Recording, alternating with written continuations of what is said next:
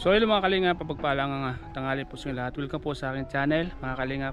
Mga kalingap, samahan niyo po ako at atin pong bisitahin si Aurelyn at si Matthew mga kalingap. Siguro po andito na po siya. Sakto, naabutan kita. Mga kalingap, andito po si Matthew at makakausap po natin yung mga anak mo. Sakto po mga kalingap, nandito po si Matthew. Aurelyn, kamusta ka na? Okay lang po. Mga kalingap, makakausap kita ngayon ng masinsinan.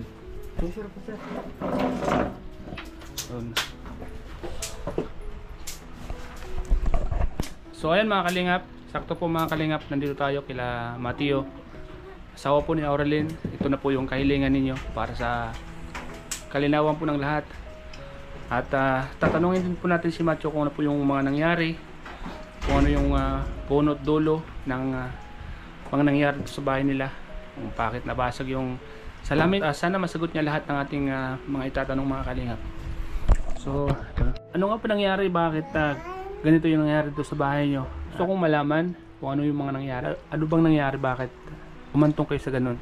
Ano lang po yan sir, yun lang po yan sa pagtanong ko lang po sa kanya ng sabi ko saan ka mapunta at may dala kang tapos hindi siya gimmick.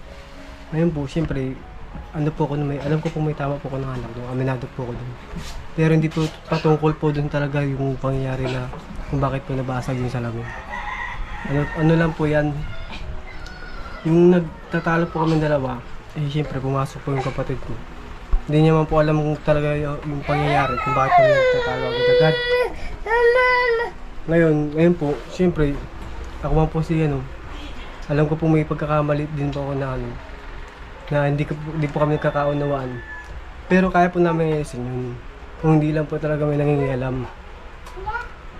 Ngayon po, siyempre, kami po habang dalawa po kami nagtatalo, hindi mo po kami nagpapangabutan ng sakitan po ba. Ngayon po, pumasok po yung kapatid ko. Yun po, basta na lang po siya pumasok ng wala man ng abiso ba na alamin muna yung pangyayari bago magbubunga nga. Dalawa na po silang nagbubunga nga sa akin. Pinagsaran ko po yung pinto. Kaysa naman marinig ko pa yung siyempre.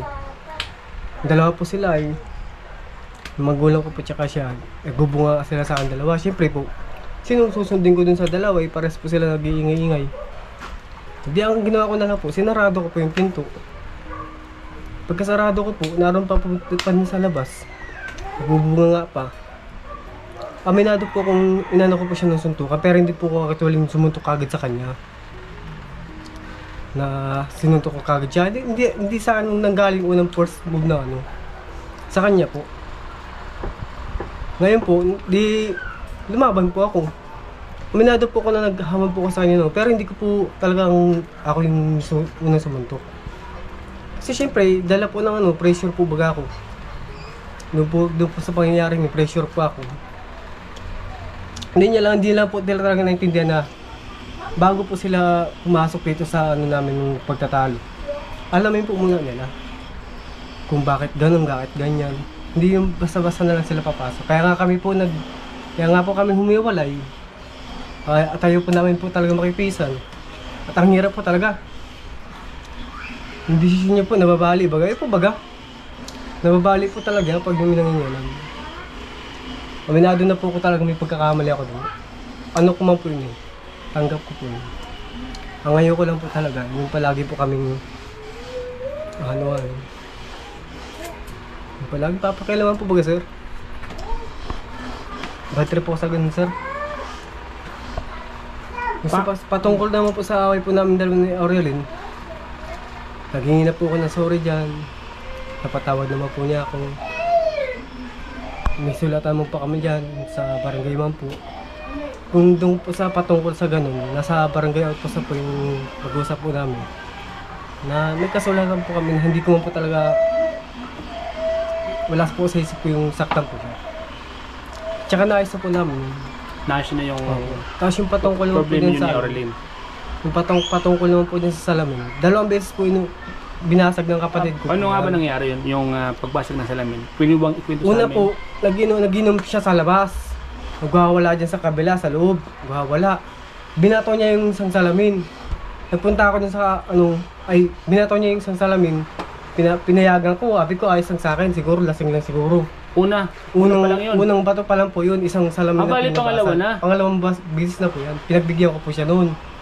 Ngayon po, meron po akong barkada na yung naggawa ko ng salamin na pinuntahan ko po yun. Nagano ko ng isang salamin sa Bali, kanya. pinalitan mo. Pinalitan ko. Pagkagabi, itapos na po yung pagkatalo namin. Parang siya pa po yung yung tawag dyan, yung kala mo kami yung agrabyado ba? Na ganun-ganun na lang kami paalisin dito na hindi naman siya yung nagpagawa nito. Tapos hindi naman siya yung nagpag-aayos ng salamin na yan, tapos babasagin na lang niya. Ako nga po kahit sabihin kong ako po yung may galit na hindi ko po binabasag yung mga gamit na hindi naman po ako nagpundar niyan. Isa po yan sa iniingatan ko din po talaga. Tulad mo ba, sa Renolyo nga rin po. Doon po natanggal ko po yun dahil sa mga basag po ng mga salamin. Nasaan nga pala yung Renolyo? Nayan po. Butas-butas na ng salamin. Pag inano pa ng mga bata, baka madali lang. Kaya tinanggal ko na po. Tapos doon din po sa itog na po namin. Kasama na rin po yun. Baga nilinis ko po muna. Iaano ko din po kahit pa paano para tanggal po yung mga bubog ng mga para mailagay ko yung iba.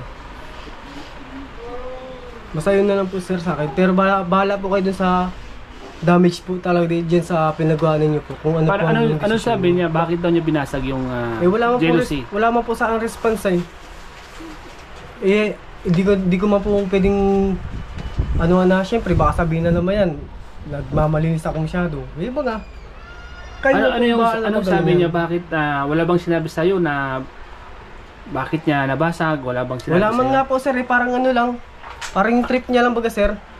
Bakit kailangan niyang basagin? Pwede naman kayo mag-away na walang basagan. Opo. Bakit kailangan niyang basagin yun?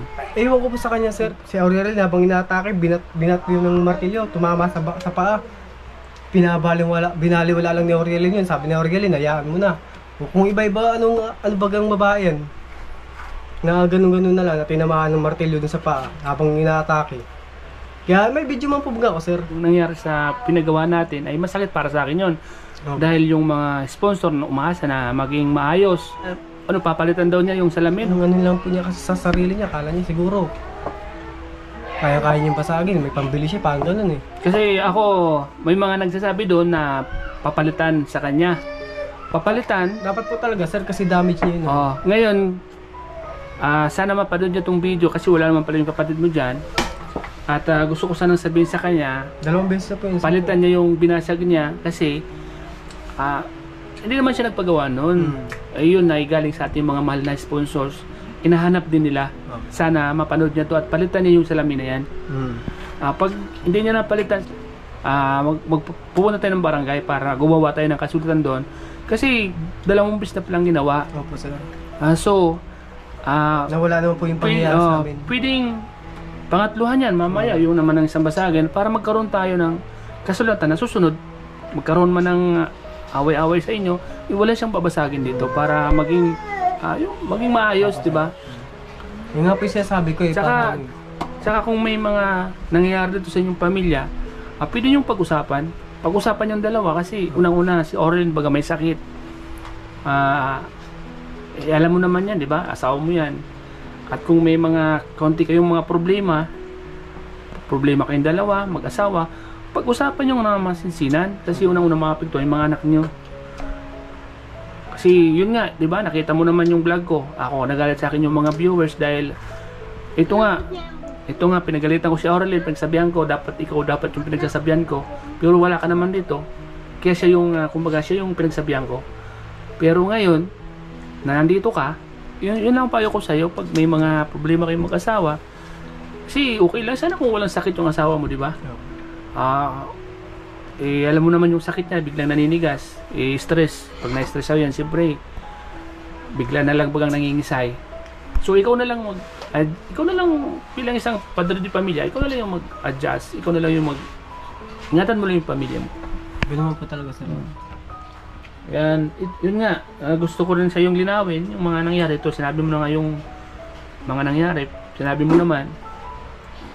Kaya, ano yung masasabi mo dahil maraming viewers na nagagalit? Hindi lang naman sa'yo, hindi lang naman sa akin.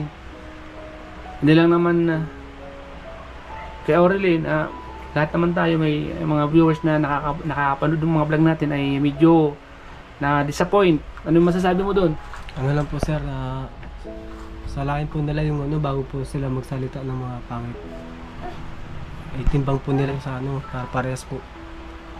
Yung pangyayari po ay alamin po nila bago po sila magsalita na hindi po kanais-nais po sa kanila.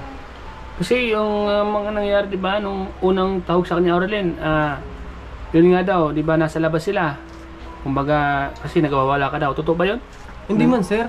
Yun lang po talaga yun sa ano, sa nagtalo po kami. Hindi mo po yung araw-araw na pag nag-inom. Ito yung kwan niya, ito yung comment niya sa yung voice over niya. Nabasa ko ba yung voice over niya? Hindi mo. Yung sa ano po niya, yung voice over? yung gabi lang po yun. Yung gabi? Yung gabi lang. Nasa labas sila. Iwasan mo yung gano'n. Kasi kawawa naman yung pamilya mo kasi may maliit, may sakit pa yan nung nakaraan. Saka mas lalong na-stress ba kasi asawa mo. Pag mga gano'n at lasing ka na, isipin mo palagi yung sakit ng asawa mo. Sa akin, kung wala akong malasakit sa inyo, di ko kayo gaganito na Pala kayo dyan. Siyempre, may malasakit tayo eh. Yun na lang ano. Basta pag may problema kayo mag-asawa, usapan nyo ng mga sinsinan. Huwag kayong mag-away. Ano, Aurelien? Yan po sa amin po, yung problema po namin, kaya po namin ayusin. Basta po wala po lang talagang nangihimasok po talaga. Kasi pag away asawa po talaga yan, patapusin po muna yung ano, yung problema namin bago sila pumasok.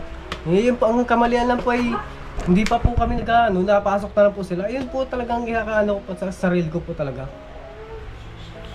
Maling-mali po talaga kahit saan po sumain. Pag-away po mag-asawa talaga. Yung nandyan, yung mga tiyahin nagpupunta dito, tatambayan ka pa. Sino bang insulto po ba gayon? Dapat, pag may nagtatalo matik, kayo, aalis muna kayo. Kasi nandyan, tatambayan ka pa. Insulto po sa akin yun ay. Tapos, pupunta po sa kabila, sasabihin doon sa mga sa may tindahan doon, sa may tindahan nila. Pag-iipunan naman yan. Ako, hindi mo po magpapapekto dyan sa mga sinasabi nila. Ang gusto ko lang po, pag nag-aaway po kami, imbis na ang ano nang nila ay umalis na lang, hindi yung tatambayan ka pa po dyan. Tapos, tulad po niya, napanood ko po sa inyo, yung isa na naman na vlogger, nilapitan na naman, sinusulan na naman ng ano. Yun po yung ayoko doon.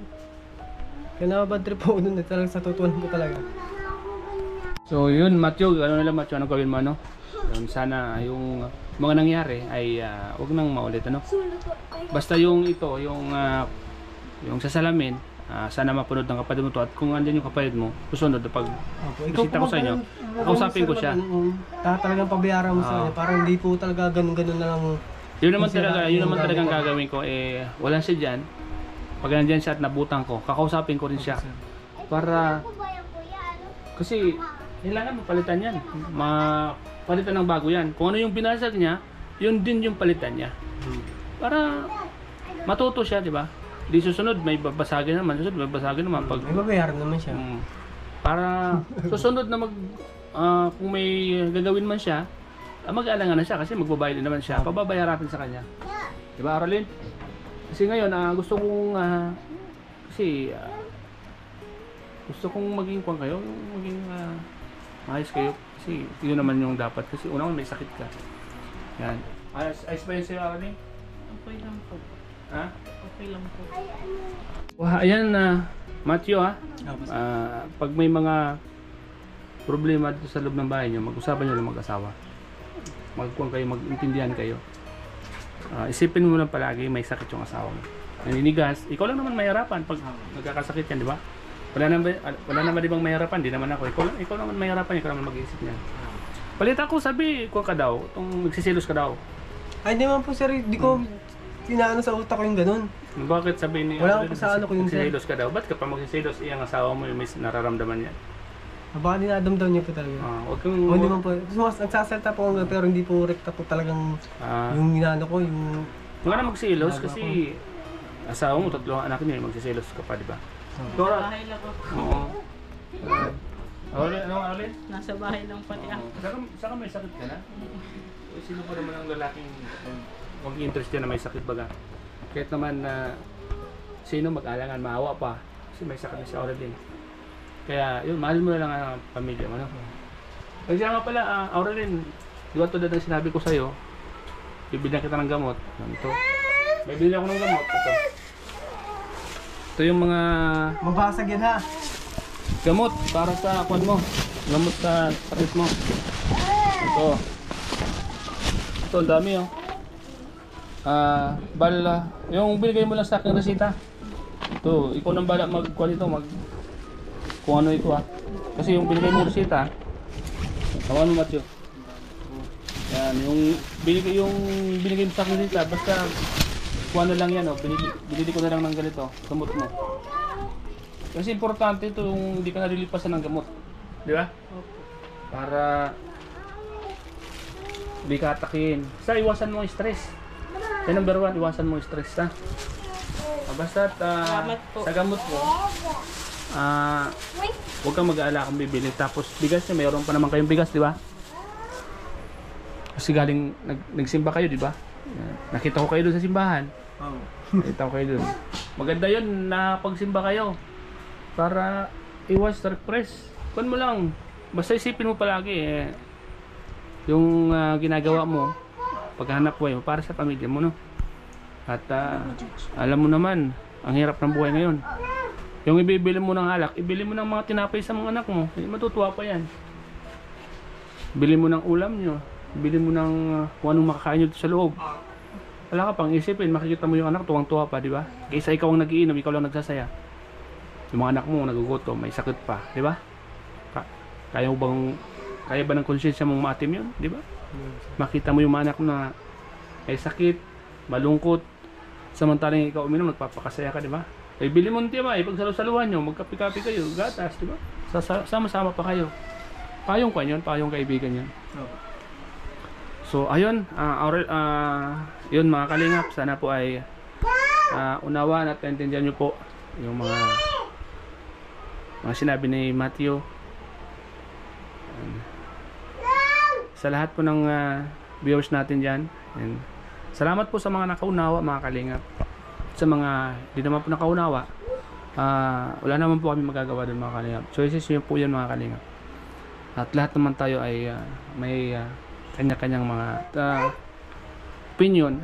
Sa lahat po ng mga viewers na nandito, salamat po sa lahat. Ano masasabi mo, Aurelin? Salamat po sa lahat ng ano ninyo. Sorry po dun sa mga nangyari. Salamat po. Ano? Huwag ka na magpaka-stress, ano? Opo. Sana ngayong Pasko ay maging masaya kayo. Opo. Ayan mo, at sa Pasko ay may mga kung kayo pang Noche-Buena. Ano tawag doon? Pamasko. Opo. Salamat po. Para maging masaya kayo, no?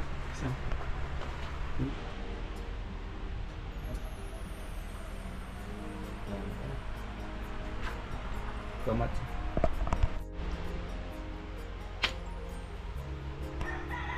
So ayan mga kalingap, salamat po sa inyong panonood po sa vlog ko ito mga kalingap. Wala na pong floor mat mga kalingap. Kasi yung floor mat dito ay nasira daw po mga kalingap. So bibili po ulit tayo ng floor mat nila. Para maganda po yung sahig. So ayan mga kalingap.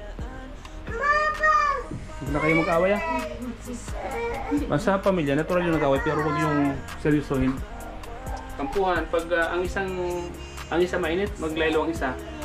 Ano? Para maging kwan tayo. Maganda yung pasok ng blessings. Anak mo. Dati pagpunta ko niya, may sakit ka. Maganda na po ngayon. Kasi nakita kasi nung anak mo na okay na kayong dalawa. Pag subukan mo, nag-aaway kayo, mananamlayan. Di ba? Di ba? Di ba? Kasi nakikita niya kayong masaya na kayo, kaya masigla naman siya. Pero kung nag-aaway ko, ay malungkot yan. So, paano Matthew ha? So, ayan mga kalingap, salamat po sa inyong panonood. Nandito lang po ang aking vlog. Salamat po kay Kuya Van at Edna Kalingap Ramp at sa lahat ng K-Boys po.